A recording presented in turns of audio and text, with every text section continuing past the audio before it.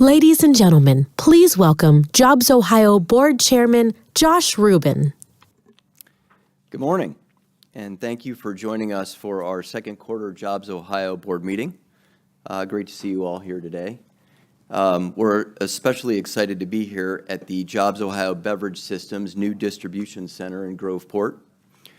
This center, which has been operational for only a very short period of time, is the result of many, many hours of hard work, planning, creativity, and perseverance. Let me give you a few facts about the center. Large building, it's I think 650,000 square feet with 62 dock doors. On average, over 14,000 cases of liquor are distributed through here each day. And it has the capacity to store over 700,000 cases of liquor. Perhaps most importantly, thanks to our good friends at DHL, it exemplifies the type of partnerships that are critical to our success. And I have to tell you, that team at DHL is second to none. It was great to spend some time with them yesterday. And to all the workers here at the center, we want to say thank you. Thanks for all the good work that you do. As you all know, this enterprise is the seed corn that allows JobsOhio to make the investments in economic development that are making Ohio the envy of other states. And our success is being recognized. The awards the beverage system has won are way too many to count, but let me just give you a few of them. Top 100 Retailer by Beverage Dynamics, multiple Best Practice Awards by Stateways, including a Best of the Best Award in 2024, and a PRSA Prism Award for a corporate social responsibility campaign. And like I said, many, many more. Our staff at both the beverage system and at JobsOhio have also received numerous accolades for their work, again, too many to name. But I do feel like I have to recognize one, Lorraine Terry, who runs the beverage operation and was recently awarded the Columbus Business First Women of Influence Trailblazer Award. This center is in large part due to Lorraine and all of her good work. And I'd like to say thank you, and let's all give Lorraine a hand. Keep up the good work. We're counting on you. Our beverage system board also met yesterday, and I want to thank the other members of that board, Betty Montgomery, Vale Miller, and Kevin Giangola, and of course JP. Again, we're doing a lot of work to try to make sure that this operation stays great and is ready for the future. And in large part, because of the great success of this liquor enterprise, we're able today to unveil our JobsOhio 2030 strategy. We're confident this strategy will enable JobsOhio to continue to outpace our peers as we look to make Ohio the best place in the nation to work, live, and thrive. Again, I want to thank all of the staff at JobsOhio who have worked tirelessly over the past several months on this plan and whom I know will work even harder to turn it into reality. Before we get to the rollout, we do have one order of business, which is to approve the minutes of the February 27th, 2025 meeting. Those minutes have been distributed. Are there any edits or comments regarding the minutes? Okay, do I have a motion to approve? Make the motion. Okay, there's a motion. Is there a second? Second. Second. All in favor say aye. Aye. Aye. Any opposed? Okay, the minutes are approved. I'll now turn it over to JP for our president's report. Thank you. Thank you, Mr. Chairman, members of the board. We are very grateful. As you all know, our board members, both for the beverage system and for JobsOhio, volunteer their time and their expertise to support our efforts. They're very busy and accomplished people, and we're very grateful that they invest their time with us. I'd also like to welcome and thank all my colleagues from the JobsOhio team that are with us today and our regional partners that have joined us today. Jeff Hoagland from the DDC, Kim Louderback from Ready Cincinnati, Dean Monsky from the RGP, Alexa Blacan from our newest partner, Lake to River in the Youngstown area, Matt Dolan from Team NEO, and Matt Abbott from Ohio Southeast. It's an incredible team, reflects what's the best about Ohio, and we appreciate and value the partnership we have with you, and we are grateful for all you do for your community. So thank you. So welcome to the newest link in Ohio's economic development supply chain. This new state-of-the-art beverage system distribution center, operated by OHLQ, a unique public-private partnership between JobsOhio and the state of Ohio. I want to congratulate, as did the chairman, Lorraine Terry, the vice president from JobsOhio, who leads the beverage system operation, and the superintendent of Ohio's Division of Liquor Control, for your outstanding partnership. And of course, we are grateful and appreciate the leadership of Ohio's Governor, Mike DeWine, the legislature, and the controlling board for safeguarding this very unique arrangement for an additional 15 years. This extension of the arrangement by 15 years will allow us to restructure our debt, create additional capacity so we can do the work that's so important for so many people in Ohio. So today's venue that we're sitting in is a living symbol of a best-in-class public-private partnership. It's a model that takes every dollar of spirituous liquor profit and turns it into fuel for JobsOhio, which is our Ohio's economic development platform. Since the creation of this public-private partnership in 2013, the beverage system, revenue has nearly doubled, generating profit dollars that underwrite grants, loans, talent services, growth capital, site development efforts, which you'll hear more about today. Last September, Moody's upgraded JobsOhio's beverage system bonds based on the strength of its operations. Ohio was named the best of the best control state and the liquor control system in the nation by Stateways, the journal of record in the industry. But in the last 5 years, the team has really revved up the engine and optimized it, and Ohioans have benefited from that. Profits have soared by nearly 50%, and dollars returned to the state's general fund have soared by over 260%. And I'm sure I speak for the entire board when I say we are grateful for the leadership of the Department of Commerce, Cheryl Maxfield, Superintendent Jackie DeGeneva at the Division of Liquor Control, and of course Lorraine and her team, many of which are here today. Incredible work, best in class, thank you. This fuel has enabled the JobsOhio team, working with our partners and with the administration, to execute a strategy that's moved Ohio from a bottom 10 state just 15 years ago to a top 5 state today in many metrics and measures. And it's placed JobsOhio amongst the top economic development organizations in the country.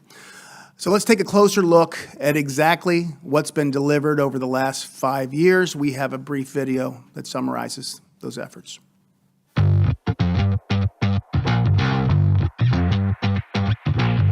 We have had huge victories.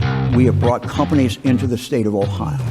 All the high-profile ones would not have happened but for JobsOhio.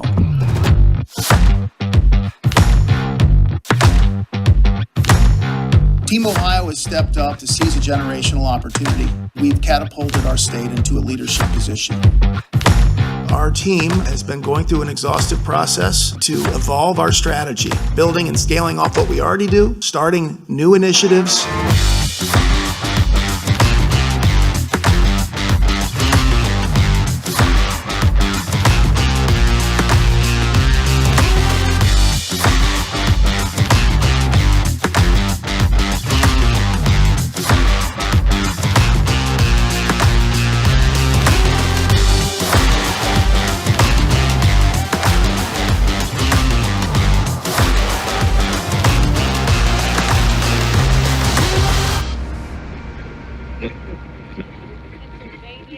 They've all had cases, and now it's here. Bars will be required to close at 10 o'clock in an effort to curb the spread of COVID-19. If you don't feel good, stay at home.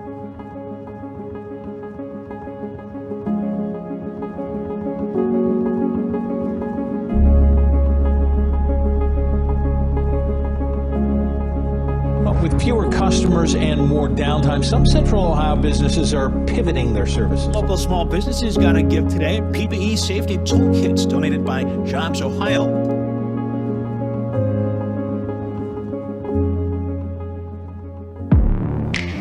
Truly, there's no better place in the world to start a business than Ohio. Our neighbors in Ohio, 1.5 million fewer people than Pennsylvania.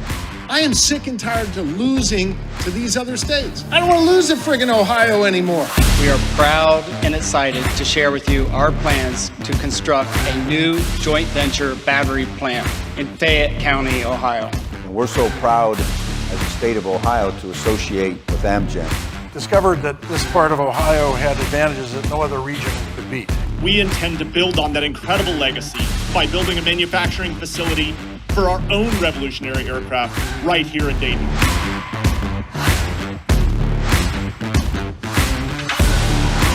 JobsOhio. JobsOhio. JobsOhio. JobsOhio. JobsOhio. Really engaged well with JobsOhio. They were the state that gave us the best shot of hitting that timeline. All the stars aligned to make Ohio a great place for us to do it and to do it fast.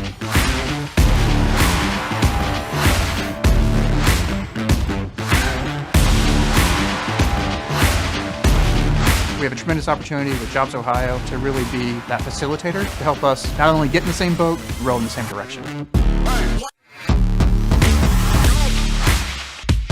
We appreciate JobsOhio and all that they do. We know that local economies grow when you invest in local businesses.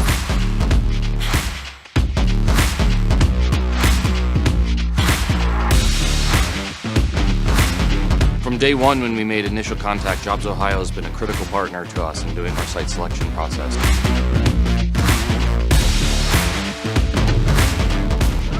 The 2024 Forbes Under 30 Summit. Yeah!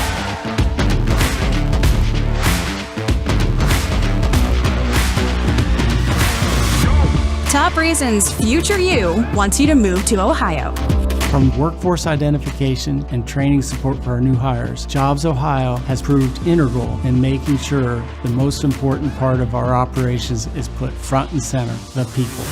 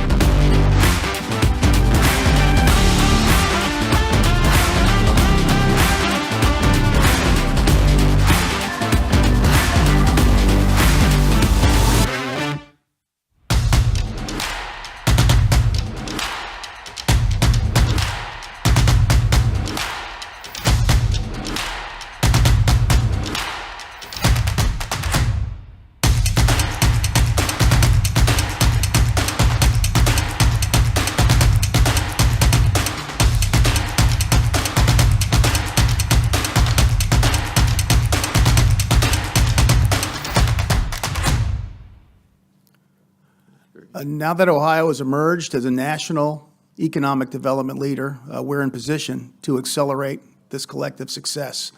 So after 6 months of engaging and listening to hundreds of stakeholders all over Ohio and really all across the country, we're ready to embark on the roadmap for the next 5 years. JobsOhio 2030.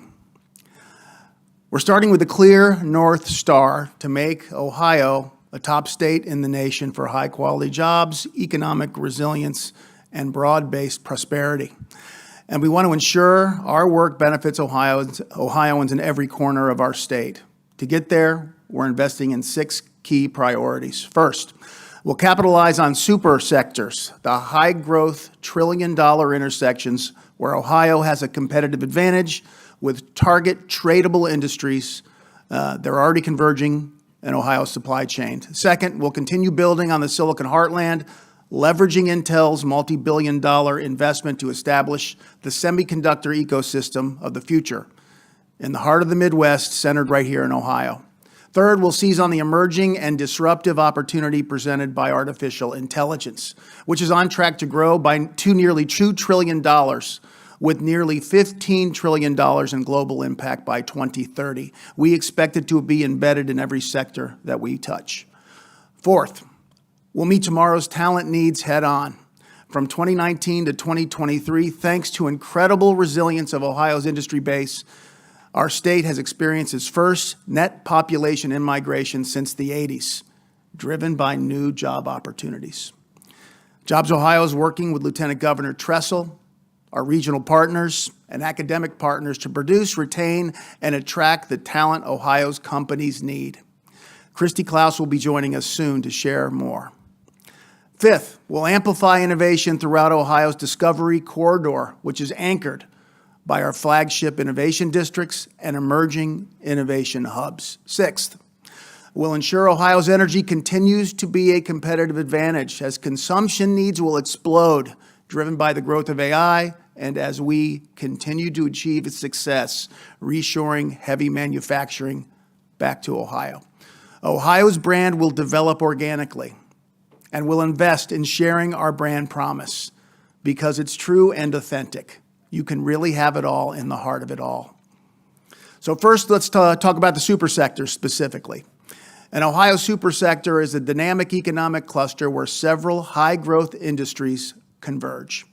By stitching together our historic strengths in advanced manufacturing, research and development, logistics, military, aviation and space and life sciences, combined with our nation-leading workforce, these super sectors will enable companies to share suppliers, shorten supply chains, and capture trillion-dollar global markets from a position of strength, right here in the heart of it all. We're targeting the 6 super sectors shown on the slide, but I'll briefly outline 4. Semiconductors and microelectronics. The world's chip market is going parabolic, and Ohio has already invested heavily to seize this meaningful opportunity. Since Intel's Licking County announcement, our in-state supplier base has grown from 150 suppliers to more than 350, spread across 47 Ohio counties, with another 30 to 50 prospects currently in our pipeline. Supporting and competing infrastructure is scaling just as fast. Data center construction in Ohio has tripled since 2011, giving the Silicon Heartland the digital backbone chip makers and AI innovators need. Ohio is also the headquarters of the Midwest Microelectronics Consortium that is bringing research and development, the Department of Defense, and advanced manufacturing together to accelerate national security and commercial product development to tackle some of the most complex and advanced semiconductor applications in the world to deter would-be aggressors. We will intentionally create the Silicon Heartland from the ground up. Just as the Apollo program in the 1960s kickstarted the American innovations that created the semiconductor market and fueled the ecosystem that became known as Silicon Valley, the need to reshore semiconductor manufacturing and other critical infrastructure that became so painfully evident during the pandemic has created yet another generational opportunity for Ohio, and we must seize the moment. Today, the growing ecosystem of semiconductor innovation and manufacturing in Ohio's Silicon Heartland will become a magnet for leaders and innovators across the industry. On the chart, you see a redacted list of companies that we are currently in discussions with to come to Ohio to benefit from our advantages in the semiconductor sector. These top companies must be here because many of their biggest customers are here at Wright-Patterson Air Force Base, at NASA Glenn Research Center, in the automotive industry, and in the AI industries. And they benefit from some of the best research and development that's happening at independent and university labs across Ohio. These companies will create tens of thousands of jobs and billions of dollars of invested capital. These businesses and their supply chain partners will all need large sites with infrastructure in place, water, sewer, power, to house these massive operations, underscoring how critically important the state of Ohio's All Ohio Future Fund will be to attract and win these deals and fulfill this potential for Ohio. Advanced air mobility. If you want to build, test, and fly, you can do all those things in Ohio. And the global advanced air mobility market is projected to grow to nearly $2 trillion by 2045, and Ohio is positioned to capture it. You could argue Ohio is already at the center of advanced air mobility, as we're home to the ecosystem leaders like Joby, Anduril, Sierra Nevada Corporation, and federal government partners like NASA Glenn and the Air Force Research Lab, and the National Advanced Air Mobility Center of Excellence in Springfield. And we've got the specialized workforce this sector needs. Ohio ranks 5th amongst the top states producing engineering grads and has over 74 higher education institutions offering programs for training in the aerospace sector and other related occupations. We're in active discussions with over 25 additional companies to bring those to Ohio. Some of those opportunities you'll see in the next chart. And you can see Ohio as the only place where runways, restricted airspace, and production talent sit shoulder to shoulder. The combination of Ohio's military, federal, advanced air mobility, aerospace, and space industries create another $1 trillion sector opportunity as Ohio is in position to support strengthening America's national security capabilities. The biggest players need to be here to be relevant, to be close to their customers, and to be close to the workforce they need. And they're coming. The true builders of the future are flying in, not flying over Ohio. Life sciences. Biotech alone is a $1.1 trillion global industry, and the Ohio Discovery Corridor, anchored by the innovation districts, let researchers, clinicians, and manufacturers collaboratively build the future in real time. That proximity has already attracted Andelin Biosciences, Amgen, Charles River Labs, MedPace, and many others. Ohio's value proposition is strong and accelerated by the state's 7 R1 research institutions that create a living laboratory and highly specialized human capital across clinics, academic health, and private world-class health systems. The beauty of this sector is that every breakthrough has the potential to spin out fresh companies and expansions, and those companies will be born in a place worth calling home. Energy, the super sector that fuels the others. JobsOhio's energy specialists have partnered with the Ohio Business Roundtable to assess Ohio's current advantages and future needs to instruct a state energy policy that accomplishes our goal of making energy a competitive advantage for Ohio. I'd like to thank Pat Teaberry and his team at the Ohio Business Roundtable for their partnership, and Dana Saucier and Matt Sobolski from our team for their expertise and their tireless work toward these goals. You'll hear more from Dana shortly on energy. Today, Ohio hosts about 1.2 gigawatts of data center load, but Ohio is growing, and so is the demand for energy, which is projected to grow by 15 gigawatts over the next decade as AI and the reshoring of heavy manufacturing continue to scale here in Ohio. For context, 1 gigawatt is enough power to power about 750,000 homes per year. Thanks to plentiful natural gas, nuclear, wind, solar, and hydro, we have the raw capacity to meet that surge, and Senate Bill 2 modernizes permitting and tax policy so projects can come online faster and cheaper for everyone. In a few moments, you'll hear from Dana, JobsOhio's Vice President and Head of Economic Development, and he'll present some details of Ohio's energy assets and challenges. I called out these 4 super sectors because they illustrate our playbook. Stack Ohio's advantages, close the distance between idea and production, and win markets that measure in the trillions. And Ohio is positioned to lead. Our claim to these markets and national leadership isn't exactly aspirational anymore because it's already on the scoreboard. Site Selection's Global Groundwork Index ranked Ohio #1 in the nation for infrastructure development, fixed capital investments, and job creation for the 3rd year in a row, something no other state has accomplished. In March of this year, Site Selection's Governor's Cup rankings put Ohio at #3 nationally for total economic development projects and #3 for projects per capita. Ohio remains the only state to consistently rank in the top 5 in both categories for the past 12 years. We finished in the top 3 in the nation in megaproject wins 3 years running and remained #2 in America for reshoring and global company investment and job creation. In the past 6 years alone, JobsOhio, working with our partners, has attracted 64 world-class companies from larger markets in our country. Together, these companies have committed to invest over $53 billion in capital facilities that will create more than 22,000 new jobs, with nearly $2 billion in payroll to support Ohio families. And for each one of those 22,000 jobs, there's an additional 1.3 jobs created in supply chain and induced jobs. In life sciences, MedPace's expansion doubled down on Cincinnati's biotech corridor.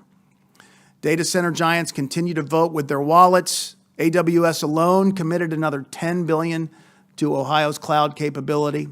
Advanced manufacturers like First Quality Tissue and Defiance and Anduril's 4,000-job Arsenal One campus are rewriting what a modern plant looks like.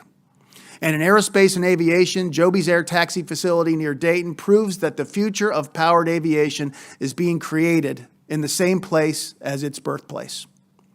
These wins are massive for Ohio's workforce. Projects like Anduril and First Tissue carry some of the largest single hiring targets our state has ever seen, and people are coming to Ohio to follow these opportunities.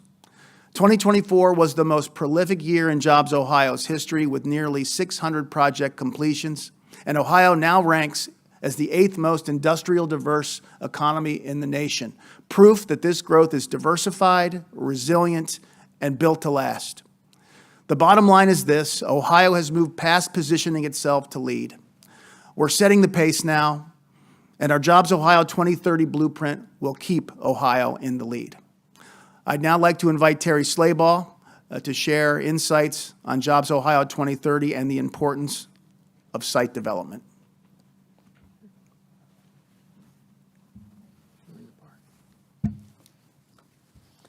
Chairman, JP, thanks. So we've had a really active site program for the last 5 years. Really want to thank the board for your support of our program and the funding for the programs.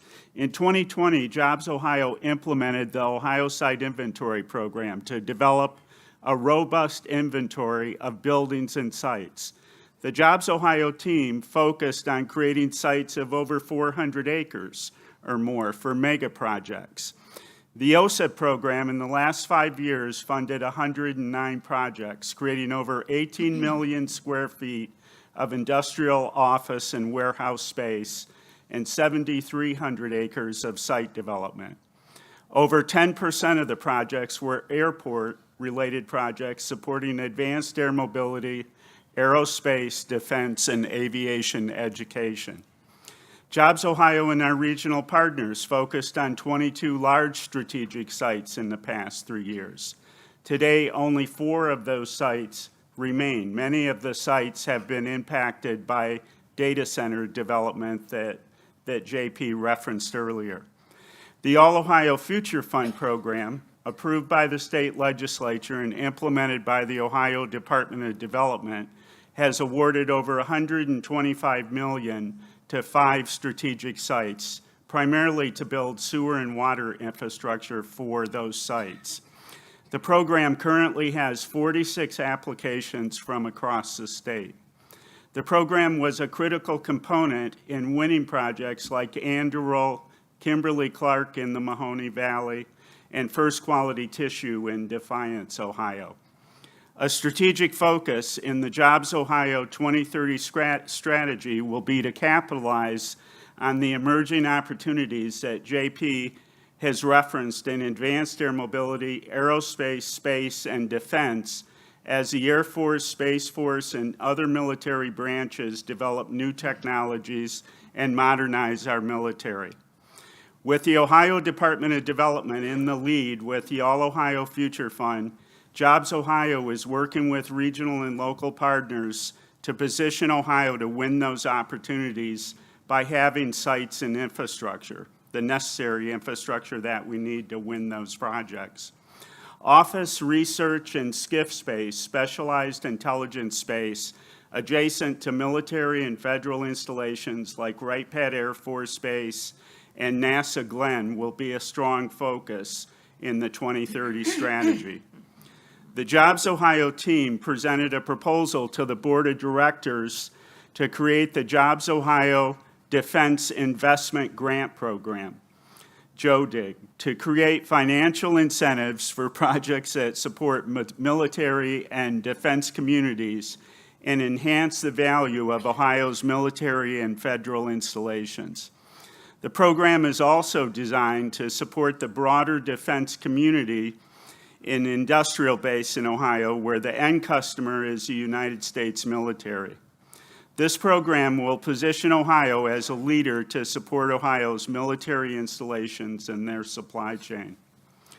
JobsOhio, with our partners at the Department of Development and with the All Ohio Future Fund, will continue to focus on identifying large sites of 400 acres for the emerging opportunities to win onshoring and reshoring of industries for the state of Ohio.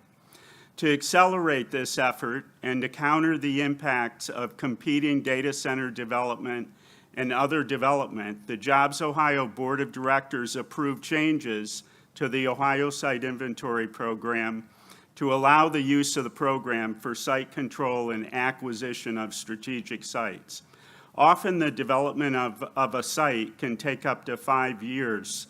Having this ability to get site control and possibly acquisition of strategic sites will allow JobsOhio and our regional partners to make investments in due diligence work and infrastructure while maintaining site control for an extended period of time.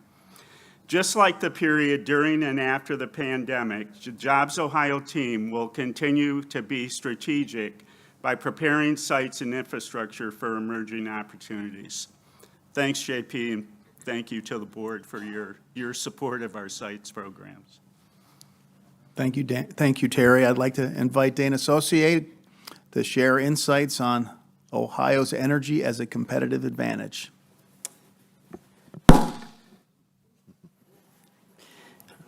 Thank you, Mr. Chairman, JP, and the board. Thanks for giving me an opportunity to share what I think is an important milestone in Ohio's energy landscape. And why does this matter? Affordable, JP, as you had touched on, affordable, reliable energy is critical to a prosperous economy. And in addition to that, energy plays a key role in us and the work that we do in all 10 of our industry sectors. Ohio's growth and success has also driven a need for more of this, of all forms of power and natural gas. And the good news is Ohio has all of the tools that it needs to solve this problem. And so over the last 12 to 18 months, many collaborators, as JP touched on, worked very tirelessly to improve the energy landscape in Ohio, and that led to what we think it set the table for, as you referred to, 21st century energy policy. And this new law brings about significant tax reductions in all forms of energy, in theory driving more investment to the state. So in cases of transmission, distribution, and pipeline infrastructure, reducing it in some cases 80–90%. The bill also preserves the ability for local communities and schools to still benefit through new tax revenue of these projects. So local communities and schools will see benefits from this as well. And then reclassification of battery storage, so companies and utilities can have more battery storage to meet the needs of the changing infrastructure. In addition to attracting more investment, there will be an opportunity to create priority investment areas, and parts of the state will be able to come together and apply to be recognized as a priority investment area and receive potentially up to $10 million to help drive these new investments. In addition to that, those communities that were designated priority investments will see expedited approvals by our regulators, such as the Ohio Power Siting Board.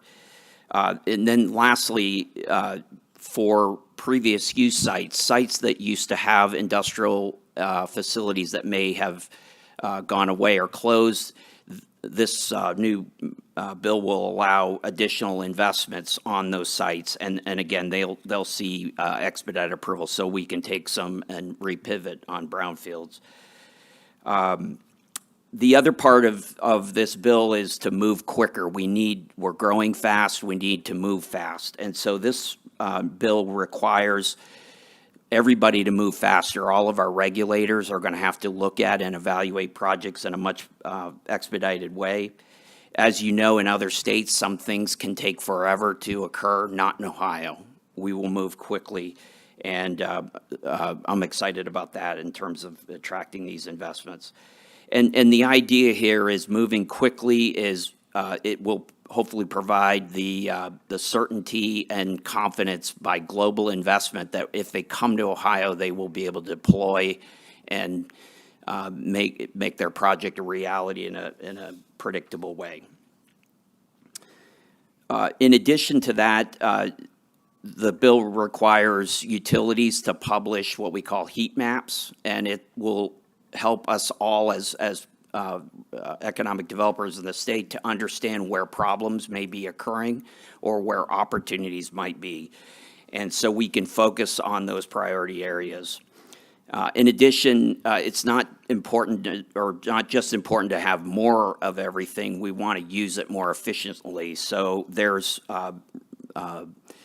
components of the bill that will promote grid-enhancing technologies to be deployed. And so not only will we have more energy affordable and reliable, but it will use it more efficiently. The new energy law accomplishes many different things, and we believe that, and why this was such a priority was to make sure that we are always staying ahead of our growth, and we feel that this bill will accomplish that. What should we expect next? The energy bill was passed by the House and Senate almost unanimously. It was signed into law by the governor. So we're grateful for all of their efforts in this. Over the next 90 days, the rules will be made and established. We've already seen early investments come. There are over 3,300 megawatts of new generation that has, in advance of this law passing, have already made progress, which will probably be $4 to $5 billion of new investments. So many things to come here in the coming few months. As JP mentioned in his opening remarks about the super sectors, this collaboration came about through, I think, an impressive collaboration of industrial energy consumers, technical engineers, construction firms, power and gas utilities, generation operators of all types, including renewables, shale producers, gas and power transmission operators, along with the Ohio House, Senate, and the governor. And I'd also like to call up my colleague Matt Cebulski, as JPU mentioned, and our partners at Pat Teaberry and his team at the Ohio Business Roundtable. We all spent a massive amount of time to make this new energy policy happen in a very short period of time and to meet the energy needs of Ohio. So thank you. Thank you, Dana. And I know this has been a big passion of yours. It's your expertise, your professional expertise, and thank you very much for all the work you put into this. So we've been talking about the super sectors, which is where we're going to work to grow Ohio's economy. To enable those, you heard we need sites. You heard that from Terry Slaybaugh. We have to have energy to fuel it, and we've got to have world-class talent with the right skills and the right levels to engage and work at these companies. So with that, I'd like to invite Christy Klaus, our head of talent here at JobsOhio, to share the talent initiatives. Thank you, JP, Chair, Board of Directors, JobsOhio Network partners, and all who are listening in. Workforce is one of our historic strengths and provides Ohio a competitive advantage. We have an ample labor force. We're the 7th largest state in the U.S. We have a very productive labor market. Among our peers, we're number 2 for labor productive growth. We also have a rich ecosystem of partners In our ecosystem, we have 200 universities, community colleges, and technical centers, and Ohio means job centers in all of our 88 counties. And that's just to name a few of the partners across the ecosystem. These are the key points we sell every day while we're talking to companies and trying to attract or have them grow in the state. To win in economic development, it does take all these pieces working together.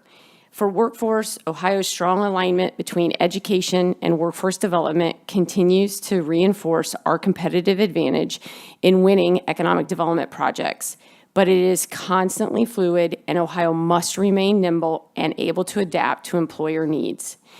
JobsOhio has recognized this since our inception, and we've remained agile with the needs of our sector companies, always with the viewpoint of being collaborative, working with our partners, leveraging them for the valuable resources that we know they are, amplifying them and the great work that they do, and then filling in gaps if and when it's needed. As you can see on the slide, with that in mind, we have added to our toolkit ways we can assist a company address their talent challenges by assisting attracting, developing, and retaining talent. We've invested nearly $700 million and supported nearly 600 companies. And that's not to mention the hundreds of companies every year that we have assisted in navigating and connecting to those resources that I mentioned before. But our work is not done, and Ohio's economic trajectory is on a steep upswing, as JP has discussed. So placing additional pressure on that talent challenge. STEM will grow at 3 times the rate of non-STEM jobs over the next 10 years and will pay twice the median income in Ohio. We project that Ohio needs 540,000 STEM and technically skilled people through 2032 to fill the current and anticipated needs of our technology, advanced manufacturing, and life science companies. Across all of our sectors, and therefore these convergence of the super sectors JP has already outlined earlier, the majority of the workforce needed is similar. And that's why JobsOhio is focused on priority occupations. For the most part, the majority are in engineers, technicians, operators, and technology talent. Those are kind of the occupation buckets that we are focused on. Take technicians in life science and semiconductor industries, for example. The majority is the same skill set needed. They have to have the ability to be precise and work in tightly regulated environments. They have to have mechanical skills, the knowledge of machinery and mechanical systems, the ability to repair and maintain mechanical equipment, understanding of hydraulics and pneumatics, and they also have to have the knowledge of clean room equipment and monitoring systems. So an occupation can cross multiple industries. Technicians in particular, at least 9 of our 10 sectors, technicians are very much needed. Workforce constraints are not unique in Ohio. They are a nationwide issue, but Ohio cannot be content with maintaining status quo.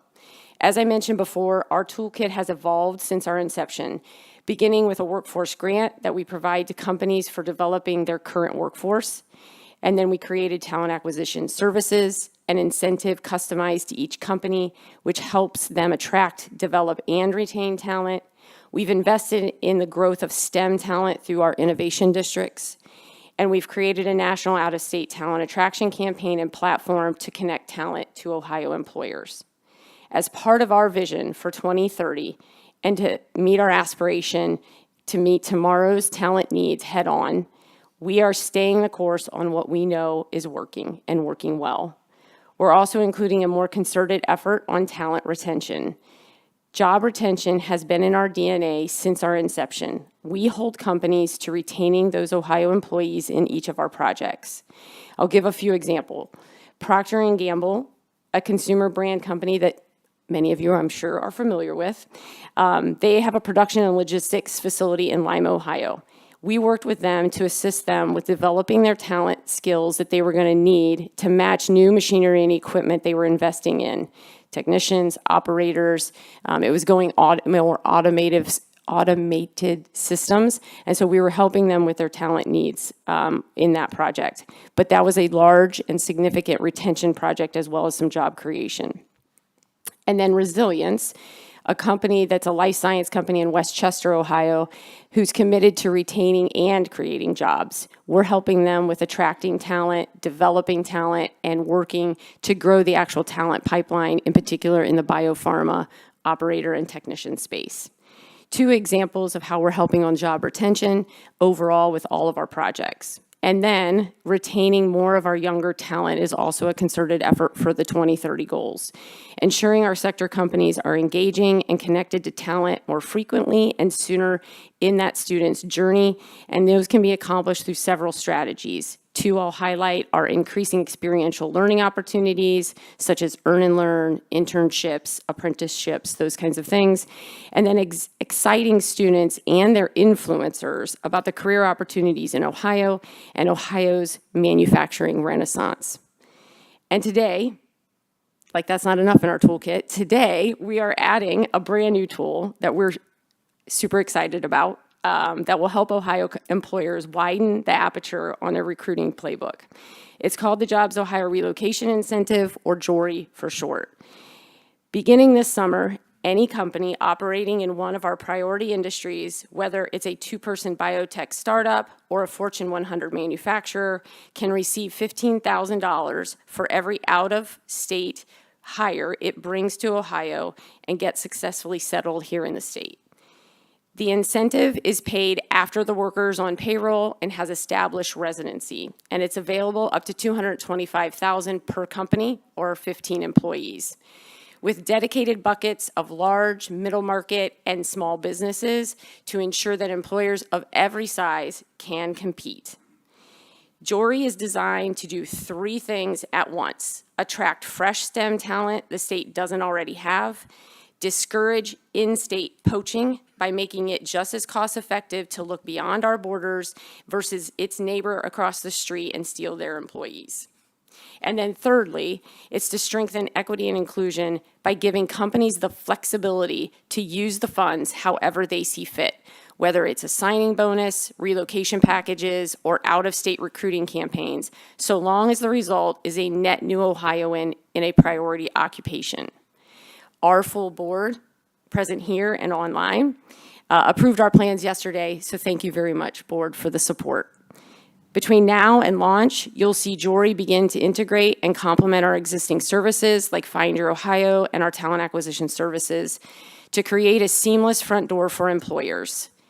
In short, JORI lets us reframe national interests into Ohio addresses.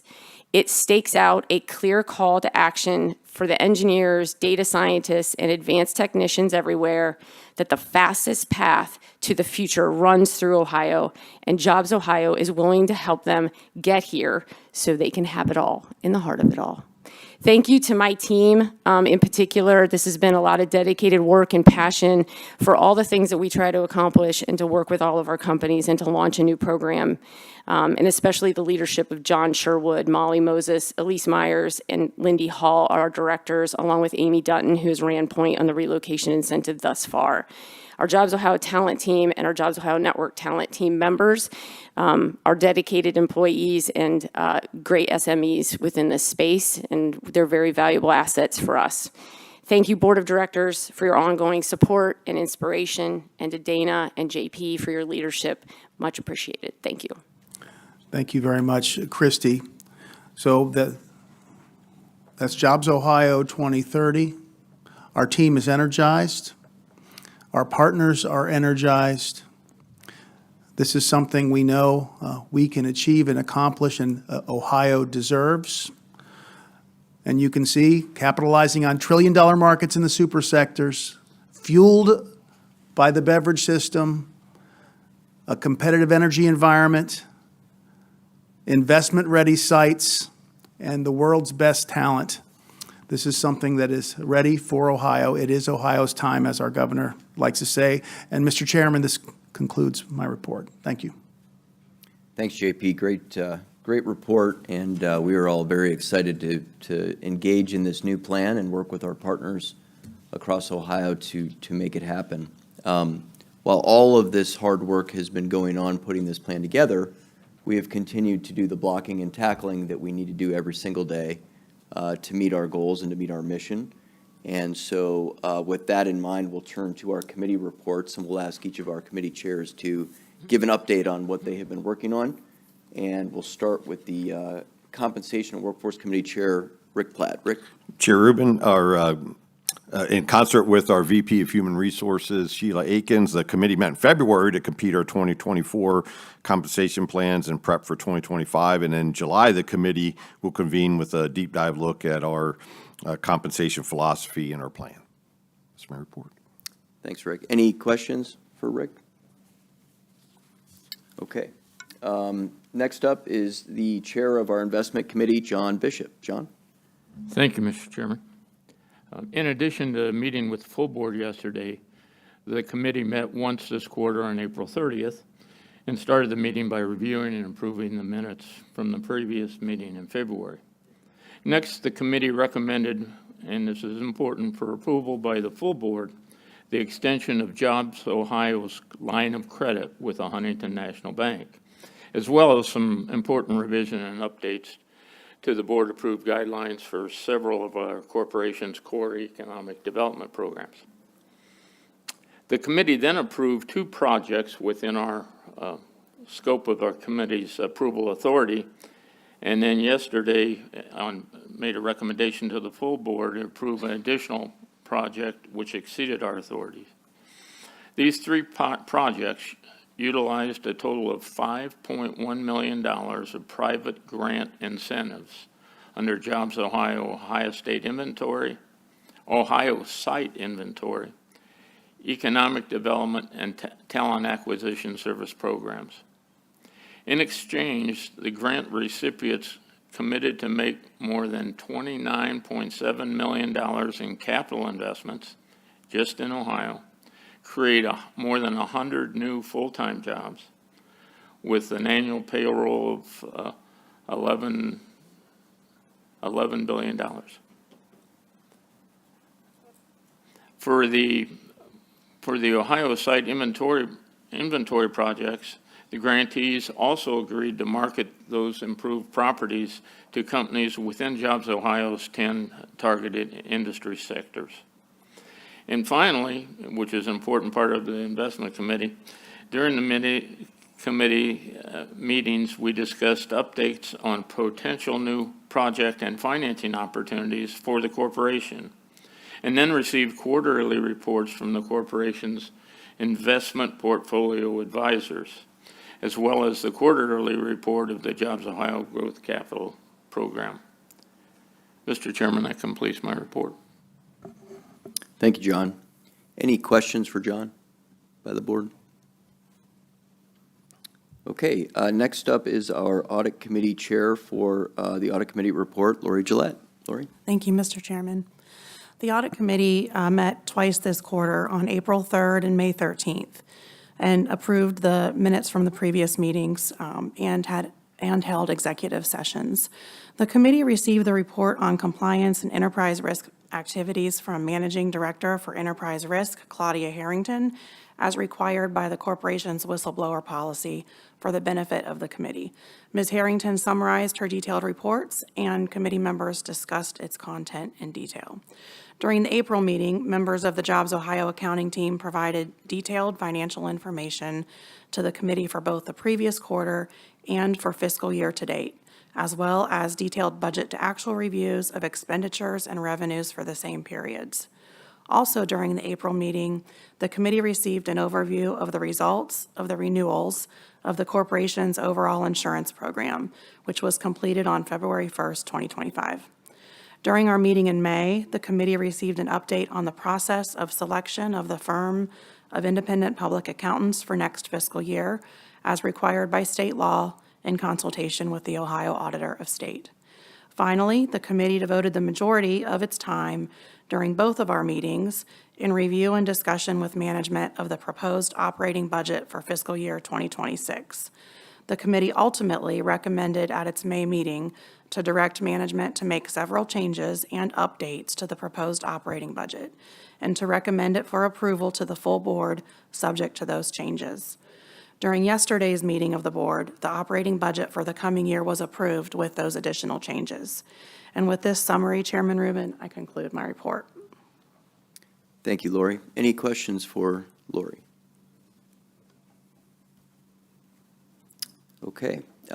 Next up is the Executive Committee. So the Executive Committee met on April 30th, 2025.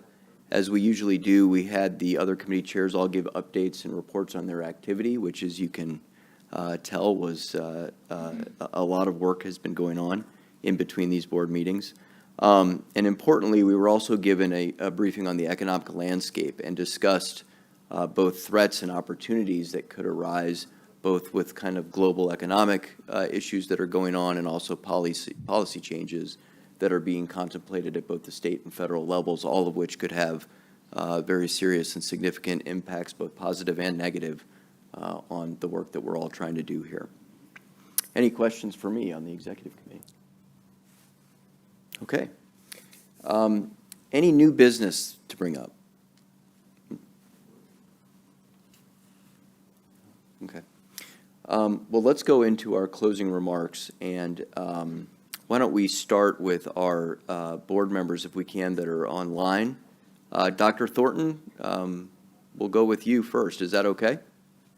It is okay, Chairman Rubin. Thank you very much. And to our CEO, Nasib, we appreciate all of the work that's been done by the organization. And I have to say, I'm very encouraged by the 2030 strategic plan.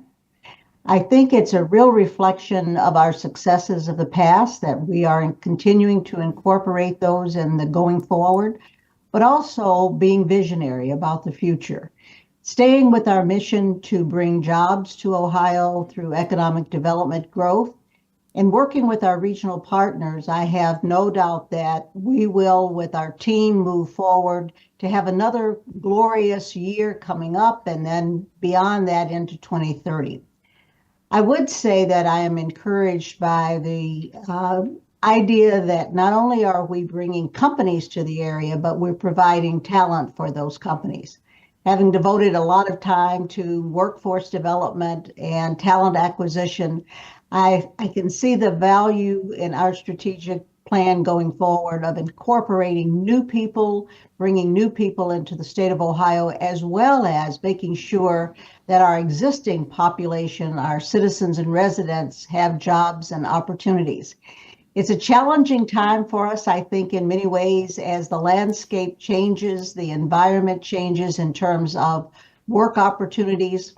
Noting that since COVID, we've had a lot of people out of the job market who now can re-enter to exciting jobs. Yesterday, we were privileged to have with us Lieutenant Governor Tressel, who has a commitment to talent development and to workforce training and preparation. It was so exciting to hear his comments and how much they align with what JobsOhio is doing. So exciting time, looking forward to moving into the new strategic plan. And we thank JP and his team for all the work that you put into that plan. Thank you, Mr. Chair. Thank you, Dr. Thornton. Tom Williams, any closing remarks? First of all, I apologize for kicking out. I think the tech issues been on my side, and I hope I don't kick out while I'm talking. But first of all, yeah, congratulations to the team for continued outstanding work. I echo what Sue said on that point. I think it's important to point out to the public just how critical and unique JobsOhio is. You know, for other state governments to take on the difficult, gritty work that we do, that JobsOhio does in preparing for these potential projects, it's just very hard for other governments to do it. And then when it comes to energy, when it comes to sites, site inventory, cleaning of sites, you know, other entities don't like to do it. It doesn't pay off immediately. Obviously, we've been doing this for a while, so it's paying off big time. And also talent and the relocation programs and so forth. Those are the things that JobsOhio can do, and it can do it quickly, and it gives it such a competitive edge against the other states in the union. So again, my hat's off to the team. They continue to do an outstanding job, and JobsOhio is really shining on a national scale. But we are also able to do we're not just known for the high profile wins, but also the real tough groundwork that has to be done ahead of time. So thank you. Thanks, Tom. I think JP said we had over 600. Close to 600. Close to 600 deals this year, and I think that really proves the point. Rick? I think there's a theme today. Success brings challenges. Let me echo a couple of things we already talked about. Energy. Ohio listened to the electric customers, the users of electricity in Ohio, and our new energy policy brought forward by the General Assembly, signed by the governor. It really positions Ohio for tackling the energy challenges that success brings. And when it comes to sites, it's an open question. Will our communities have the sites to sustain this reshoring of manufacturing and the implementation of our plans? In my years in industrial development, I won't confess how many years those are, I yet to see a project that's happened without a site. It is a real estate transaction after all. It's an all hands in type of effort, but it's so vital for Ohio's, our local and our state efforts. When it comes to reshoring, it's the state and the federal government that, from a tax-based standpoint, is the best beneficiary, but it's the local communities that have to deliver on those sites. Let's get all of Ohio's future funded, and it starts with a site. Thanks, Rick, and thanks for all of your help. We greatly value your economic development experience, and it pays off for us every day, so thank you. Thank you. Lori? As I reflected on yesterday, we got to hear from Sheila Akins, Vice President of Human Resources yesterday, and thank you for all your leadership. Before her presentation, as I reflected on the day, I already know firsthand from all the work that I've gotten to do, being on the JobsOhio board, I know firsthand that the JO team is best in class and that they have a wonderful culture and that the leadership has facilitated the building of an excellent culture within JobsOhio. But yesterday, Sheila gave us a presentation. She showed us all the data, all the intention, all the years that it takes, to do that. It doesn't happen without all that intention. And so I appreciated the inside look at that data and just, keep on doing what you guys are doing. I guess the bottom line is I want to say thank you. I'm, grateful to the best in class team and all the hard work and effort that you all put forth. And, that just sets us up, just like the video said, like Ohio's not done yet. We're going to keep running towards, 2030 and JO 3.0, and we've got the team to do it. And to me, that is so exciting. And I would be remiss to not I want to thank Lorraine and the team yesterday. The facility is amazing, so appreciated the tour yesterday. Thank you. Thanks, Lori. John? Thank you, Mr. Chairman. The one thing that resonated with me during the whole meeting, or a number of things, is how positive the story has been from everybody. And we don't take that for granted. Yesterday, in the course of our meeting, we approved the strategic plan for the next year and also through vision through 2030. And one thing that's inherent in that, and that we can't take it for granted, is our expectations are that we will be a top 5 state nationally. That's the top 10%, top decile. And I think many people probably think we're already there, or believe they're there, just based on their results. When we started 12 years ago at JobsOhio, and I think I've been here for 10 of those 12 years, things were not that way at all. And I know there's some people in this room that were probably around then.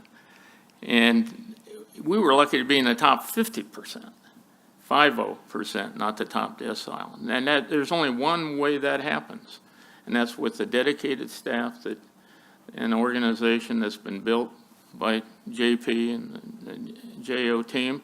And then a huge addition that's occurred is our regional partners. We didn't have a very effective regional partner network 12 years ago. I don't think we had one. In fact, I'm not sure everybody even talked back when. Now it's such a cohesive atmosphere that, the future is bright. We've accomplished a whole lot of things that are the envy of the governors of other states that are tired of losing to us. And their aspirations are going to be to try to beat us. But I think with the team we have in place and across the organization, very optimistic about the future of JobsOhio. Thanks, John. I could watch that video over and over and over again and never get tired of it. Scott? Sure, thanks, Mr. Chairman, and it's been a productive 24 hours, so thank you, JP, for a compressed and productive session here in the last couple of days. Lorraine, thank you very much for being the host. What an incredible facility, incredible staff. I know we've heard a little bit about that here today, and to the whole JO team, we covered a lot of ground over this particular quarterly board meeting. I think we covered all the functional areas of the company. Lori talked a little bit about Sheila and the HR programs, that it's no wonder that we continue to retain and attract the best economic development team in the country. So thanks to Sheila for that. We covered finance, had the approved budget, a lot of work between the audit committees and the JO management team and the finance team. Sites and projects, we heard from Terry, the strategic plan that we've heard about, and then of course all those new programs from Talent, and we always focus on that. Those new programs are going to be rolled out, excited to see, being rolled out real time. You heard a little bit about it from Christy. But I think they're going to make a big difference in terms of where we're going with workforce. And it's important to note, too, that that those things are aligned with the state and the administration and what their priorities are. And we got to hear from Lieutenant Governor Tressel yesterday, which is obviously he's very, very passionate about the workforce, clearly aligned, and really excited to see and hear kind of what his vision is for what they want to accomplish in tandem with a lot of the initiatives of JO. I always like to end with thanking our regional partners who are troopers, and they're always here. And it was good seeing you all at the social last night. And that concludes my report. Thanks, Scott. Before I turn it over to JP, it just occurs to me as we're going through all this, one thing I have learned from Governor DeWine over the years is to focus on what he likes to refer to as the but-for test. But for your involvement, would something happen? And as we work through all of these different issues and we talk about all the different pieces and parts that it takes to be successful, from what happens here at the beverage system to what happens with Terry and Dana and everything that's going on here, to what happens with our regional partners, to what happens with JP's leadership, it all, but for any of that, none of this would be happening. So we have a lot of work to do. We have a lot of ambitious goals, but I feel very good about the fact that we are on a right path and that we're going to continue to be successful into the future. JP, some closing remarks? Thank you, Mr. Chairman, members of the board. You can tell there's a lot of energy and optimism, which is very interesting because we are headed into some very interesting and uncertain economic headwinds. Consumer confidence is at a 13-year low. We're still uncertain with the outcome of the tariff negotiation that's occurring in front of us. But here you hear optimism and big goals, and it's because Ohio has been on the mat before. And we know what it's like to be on the mat, as Director Bishop